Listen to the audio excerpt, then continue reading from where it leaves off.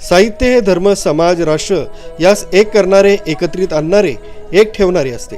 साहित्यिक हा समाजाचा वाटाड्या असतो, पण अलीकडे बेगडी मोठेपणा व स्वार्थासाठी समाजात फूट पाडणारे साहित्यिक विचार व कारवाया फोफावत असून आपणही भान विसरून वागू लागलो तर कसं जमेल, असा परखड सवाल करत विद्रोही, दलित, आदिवासी असे भलते सलते प्रवाह साहित्याला फोडू नका, असं कळकळीचं आवाहन सुप्रसिद्ध नाट्यलेखक साहित्यिक दत्ता पाटील यांनी केलंय। ग्रामीण प्रश्नांवर नाटक लिहिणारा नाटककार असा केला जातो। हे असं ग्रामीण शहरी हे जे वर्गीकरण आहे, हे कॅटेगरायझेशन ते मला अजिबात मान्य नाही। कुठल्या तरी एका साच्यात बसवण्याची आपल्याकडच्या लोकांना इतकी घाई झालेली असते की पटकन शिक्का मारायचा। साहित्य मंडळाच्या वतीने नाशिक इथल्या ग्रामसेवक भवनात आयोजित 26व्या ग्रामीण साहित्य संमेलनाचे अध्यक्ष या नात्यानं ते बोलत होते। या साहित्य संमेलनाचं उद्घाटन सुप्रसिद्ध लेखिका अलकाताई दराडे यांच्या हस्ते करण्यात आलं।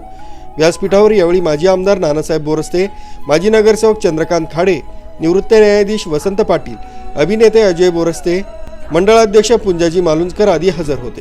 उद्घाटक अलकाताई यांनी आपल्या भाषणात समाज साहित्यासह चांगल्या गोष्टींकडे पाठ फिरवत असतानाच्या कठीण काळात साहित्यिक चळवळी संघर्षातून चालवल्या जात असल्याबद्दल प्रशंसा केली आहे।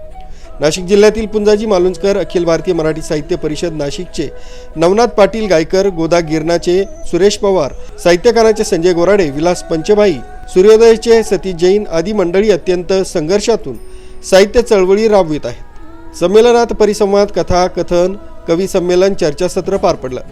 यावेळी आहुर्ली तालुका इगतपुरी येथील प्रसिद्ध लेखक नवनाथ अर्जुन पाटील गायकर यांच्या खुराडा या सहस्त्रभाऊ दिवाळी अंकात प्रकाशित कथेस इगतपुरी तालुका साहित्य मंडळाच्या वतीनं पारितोषिक जाहीर झालं होतं।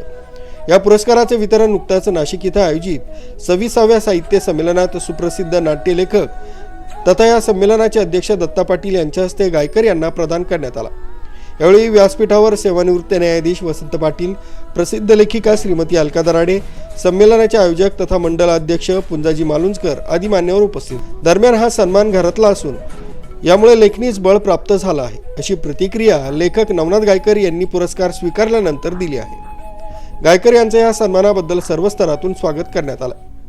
गायकर हे ग्रामीण ढंगातील विनोदी व गंभीर गूढ कथालेखक म्हणून प्रसिद्ध असून त्यांचा आघाडी हा कथासंग्रह प्रसिद्ध झालेला आहे। विविध दिवाळी अंक व वर्तमानपत्रात कथा, कवितांसह विविध सामाजिक विषयांवर भाष्य करणारे त्यांचे विपुल लिखाण प्रसिद्ध झालेले आहे। राज्यभरात विविध सन्मान प्राप्त झाले आहेत, पण आजचा हा सन्मान तालुक्यातला म्हणजेच घरातला असून तो आपल्यासाठी खूप मोलाचा आहे। या सन्मानानं हुरूप वाढला असून आपली जबाबदारीही वाढली आहे, असं गायकर म्हणाले।